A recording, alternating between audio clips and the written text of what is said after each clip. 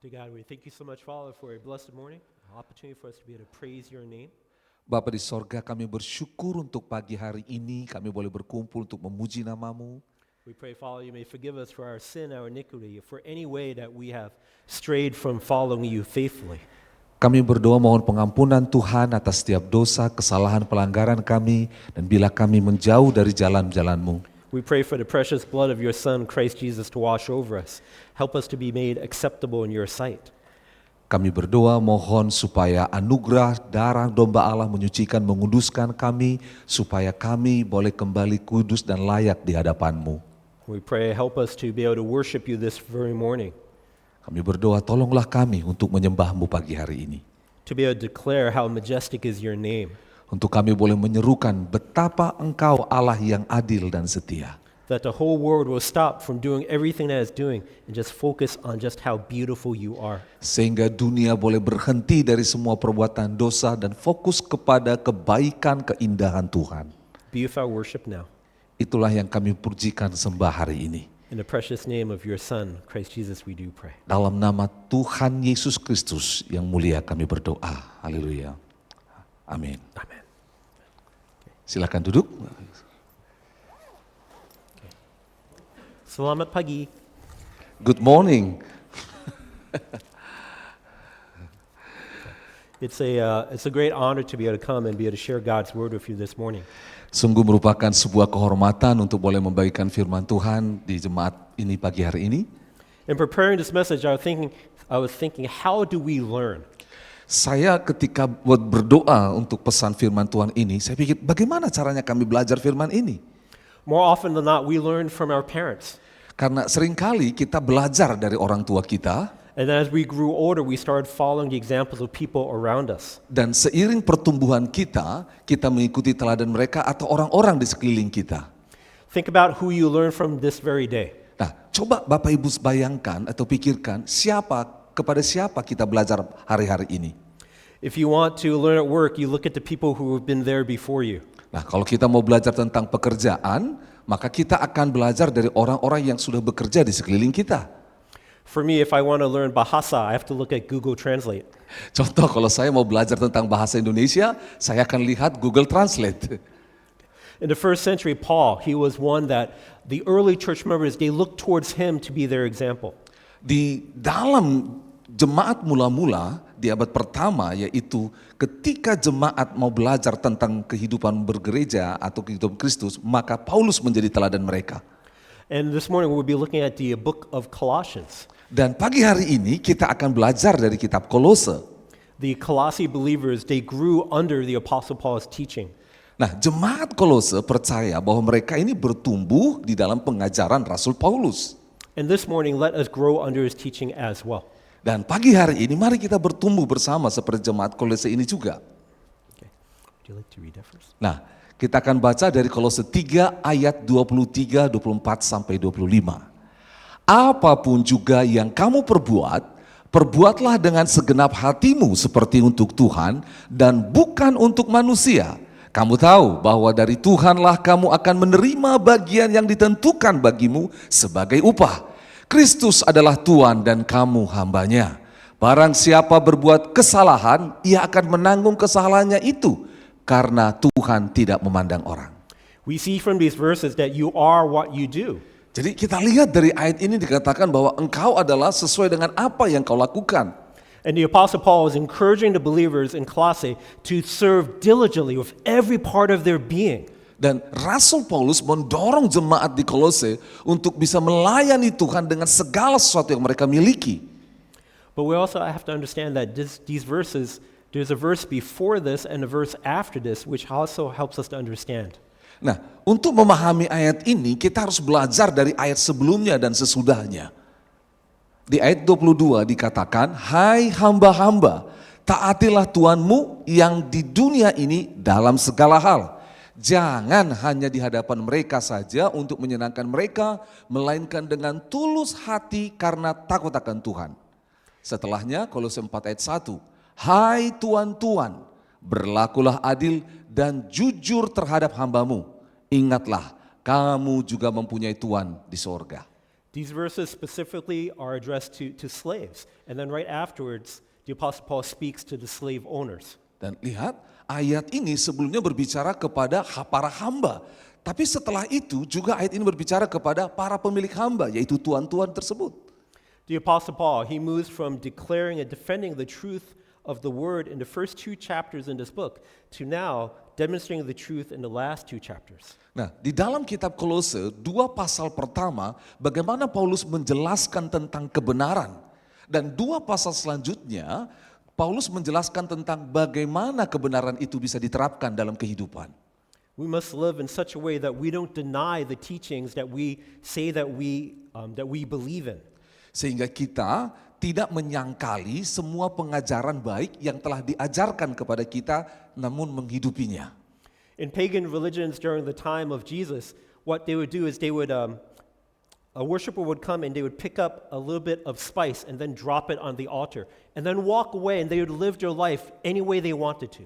Nah, pada zaman abad pertama, orang-orang penyembah berhala itu lakukan begini. Mereka akan ambil seperti ada serbuk atau suatu benda dan mereka percikan di dalam altar dan mereka pergi saja dan hidup sesuai dengan kehendak mereka sendiri.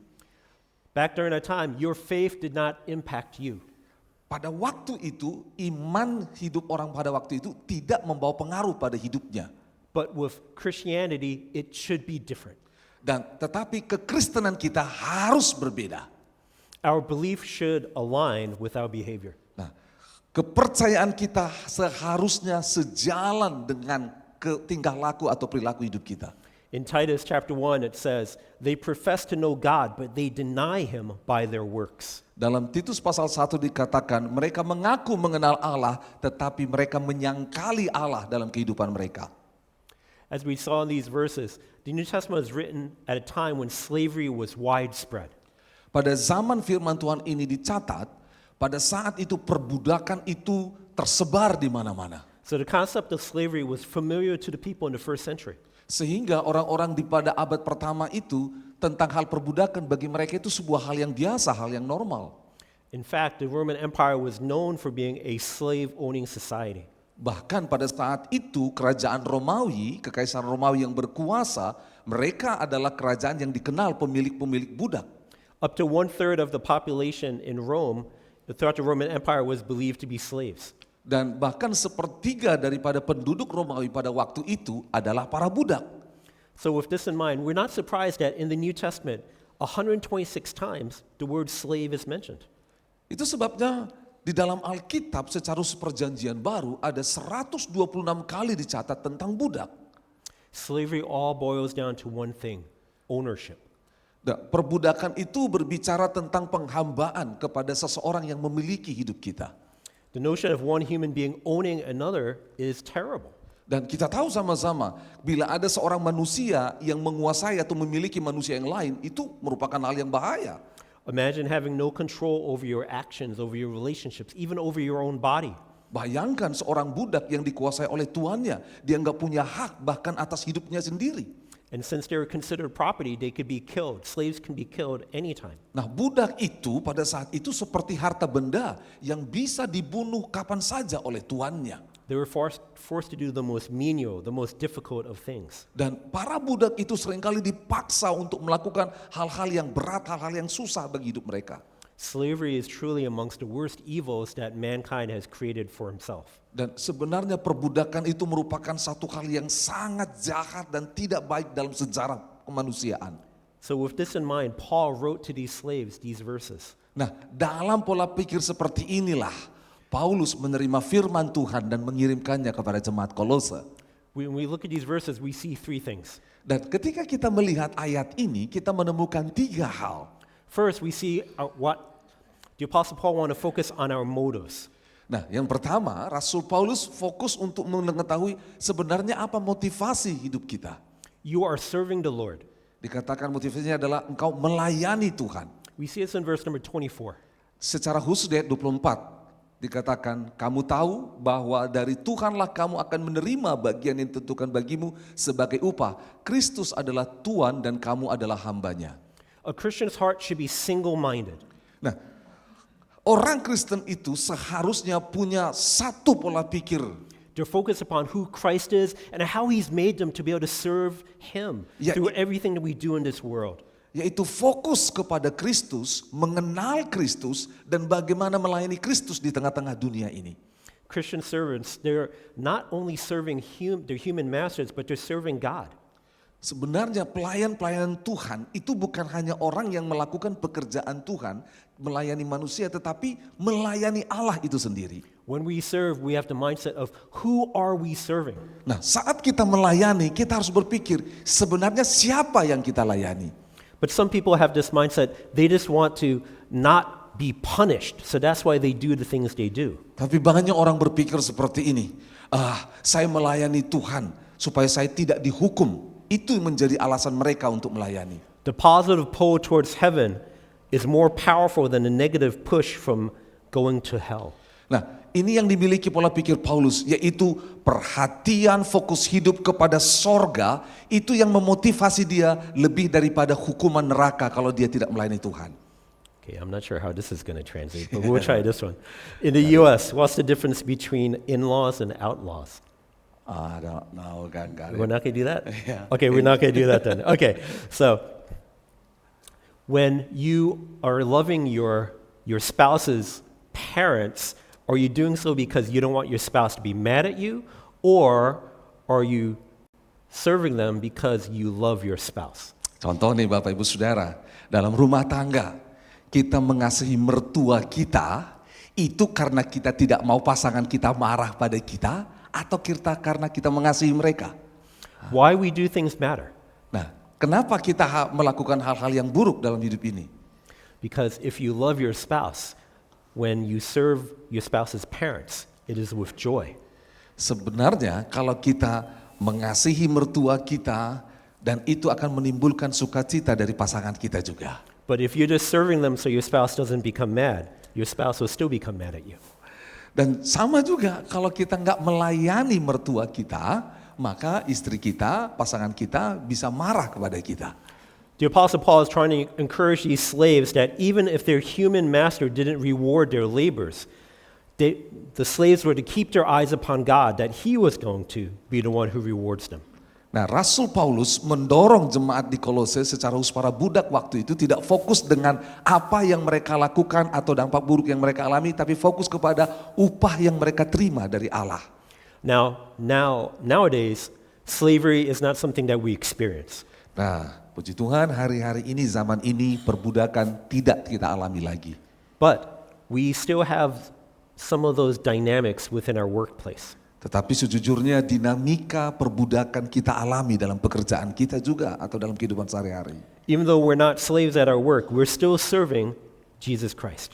Sekalipun kita bukanlah budak dalam pekerjaan kita, tapi kita harus tahu bahwa kita semua melayani Yesus Kristus. Christ followers are to be the best workers in the workplace. Seharusnya para pengikut Yesus adalah para pekerja, orang-orang karyawan yang terbaik di dunia ini. Whether someone is watching us or not watching us, we know that the eyes of God are upon us. Sekalipun ada orang yang melihat kita atau tidak ada orang yang melihat kita, kita tahu bahwa mata Tuhan tertuju pada kita. And we desire to please Him. Itulah sebabnya keinginan kita untuk menyenangkan Tuhan. It says in 2 Chronicles. Seperti firman Tuhan dalam 2 Tawarik 16 ayat 9 dikatakan, karena mata Tuhan menjelajah seluruh bumi untuk melimpahkan kekuatannya kepada mereka yang bersungguh hati terhadap Dia. Dalam hal ini engkau telah berlaku bodoh. Oleh sebab itu mulai sekarang ini engkau akan mengalami peperangan. Why don't you serve Him? Pertanyaannya, mengapa kita tidak melayani Tuhan?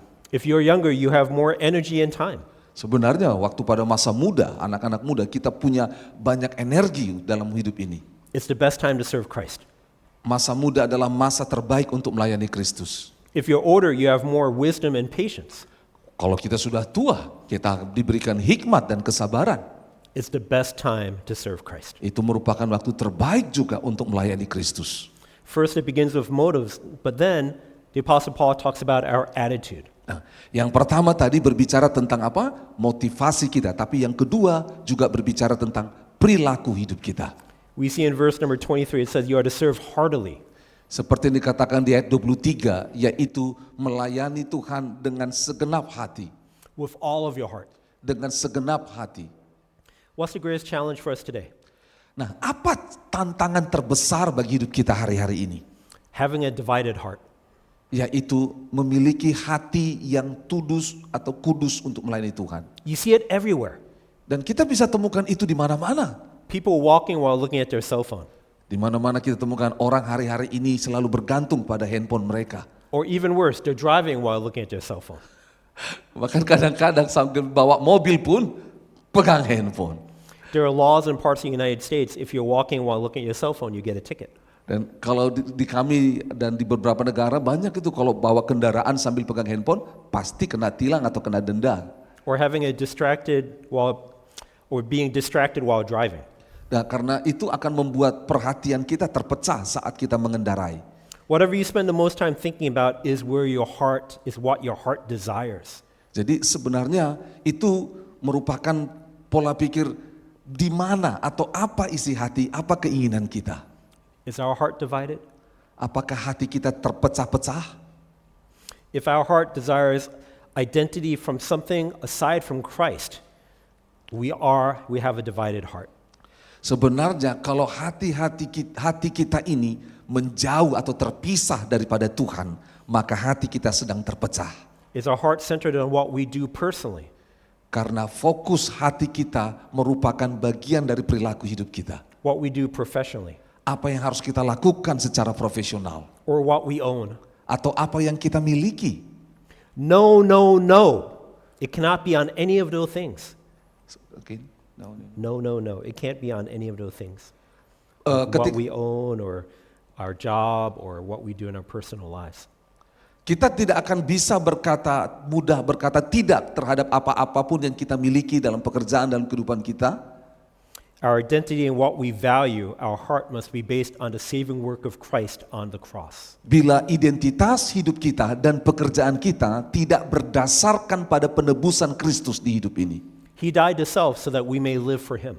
Karena Dia mati bagi kita supaya kita bisa hidup untuk Dia. In whatever you do, you are serving the Lord wholeheartedly. Sehingga apapun yang kita lakukan sebenarnya kita sedang melayani Tuhan dengan segenap hati. And the last thing we'll be looking at is our conduct. Nah. You will receive a reward. Dan yang terakhir adalah yaitu kita akan melihat apa upah yang akan kita terima setelah kita melakukan dua hal tersebut tadi. Your motives, they shape your heart attitude, which shapes your conduct. Karena motivasi kita itu akan membentuk hati kita. Dan yang kedua, hati kita akan membentuk perilaku hidup kita. And what you do determines your reward. Dan apa yang kau lakukan itu akan menentukan upah yang akan kita terima. From these verses, we see the reward that we get is that you get Jesus and His inheritance. Dari ayat ini kita temukan bahwa upah kita adalah Yesus Kristus itu sendiri dan warisannya bagi kita. You get Jesus in this life and also in the life to come. Yaitu kita menerima Yesus dalam hidup saat ini dan juga dalam kehidupan yang akan datang. For those who are faithful, this is something to look forward to. Untuk kita yang mau setia, belajar setia untuk melayani Tuhan, inilah yang harus kita cari dalam hidup ini. What reward do the unfaithful get? Nah, kalau kita tidak setia, apa yang akan terjadi? You get what you deserve. Yaitu, kita akan mengalami dampak hasil ketika hidup kita tidak setia. For those who don't place their faith in Christ, they get hell. Contoh, orang-orang yang tidak hidup sesuai dengan iman dalam Kristus, mereka akan mengalami penghukuman di neraka.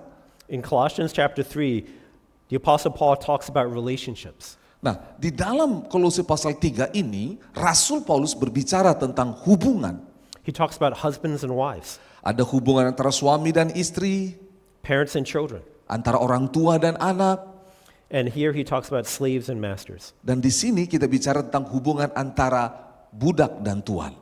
All of our physical relationships must be governed by our spiritual relationship with Christ.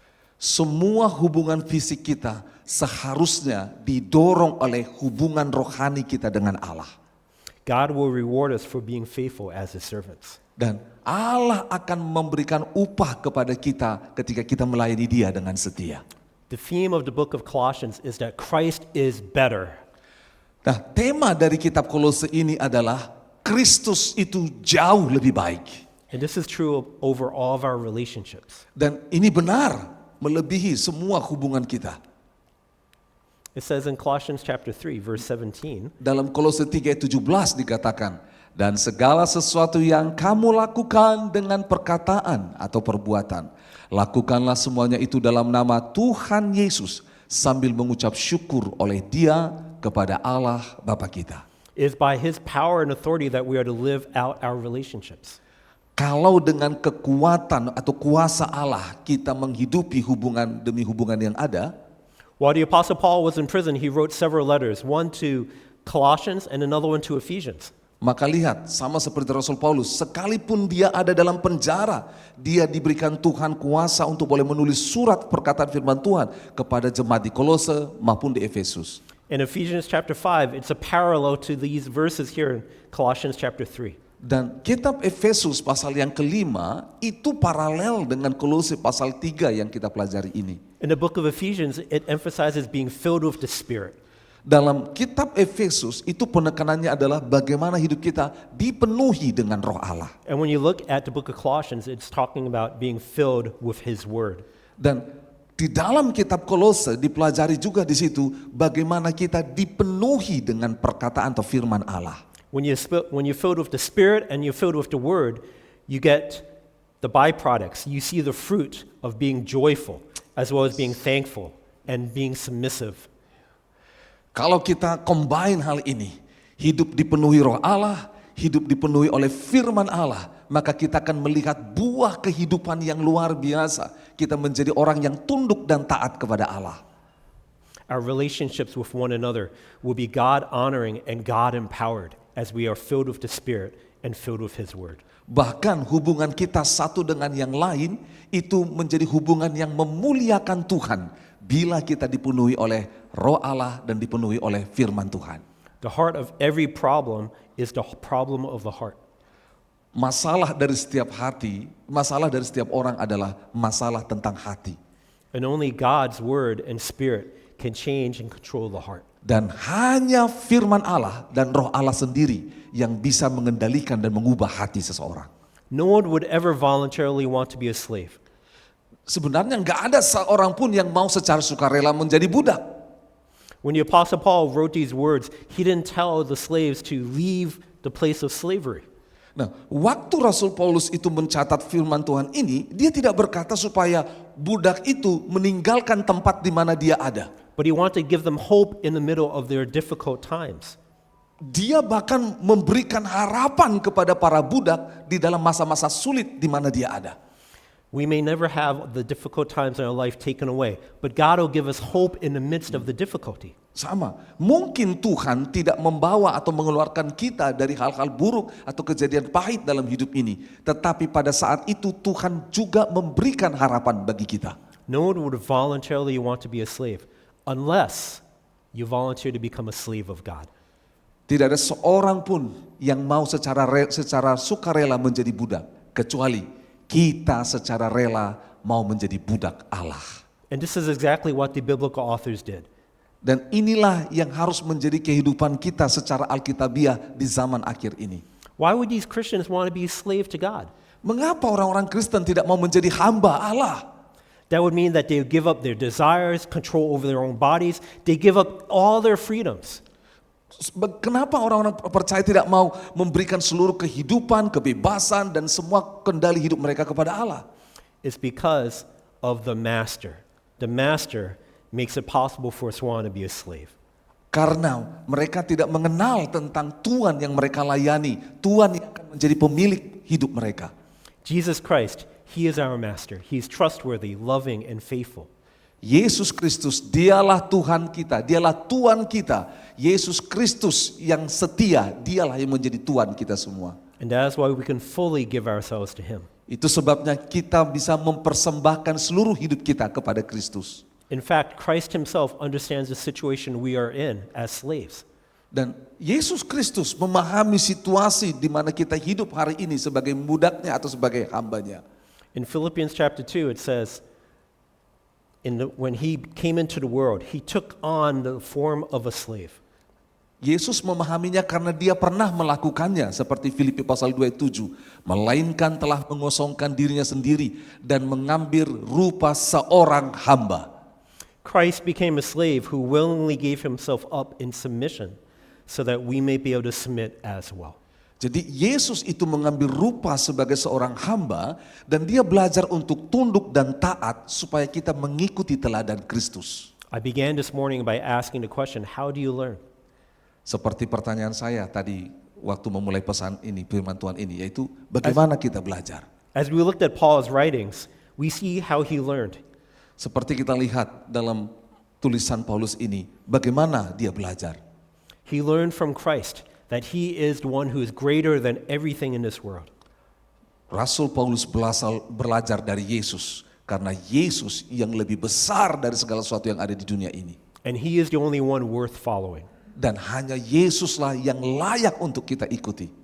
He gave everything for Christ because Christ gave everything for him.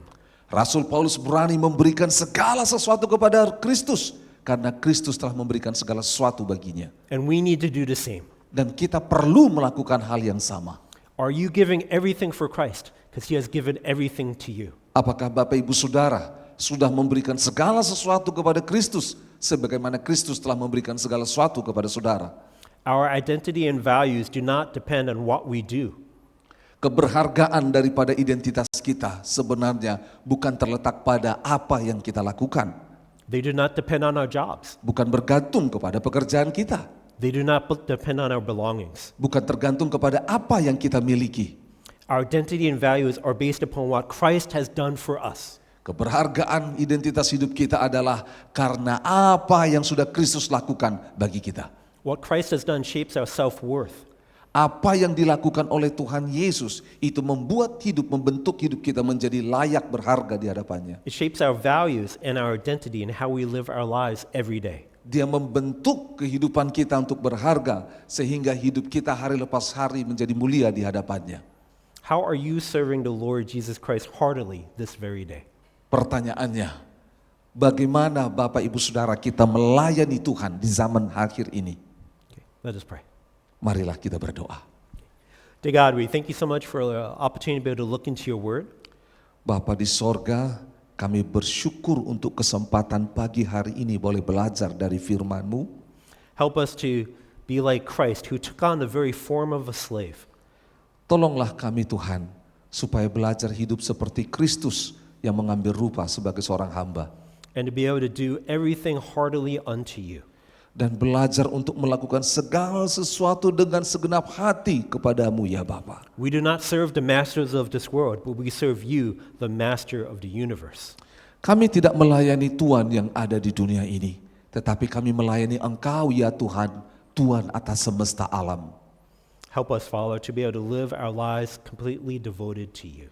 Tolonglah kami ya Tuhan, untuk boleh menghidupi hidup ini sesuai dengan kehendak-Mu, bergantung kepadamu. For in the precious name of Jesus Christ we do pray. Dalam nama Tuhan Yesus yang mulia, kami berdoa. Amin. Amen.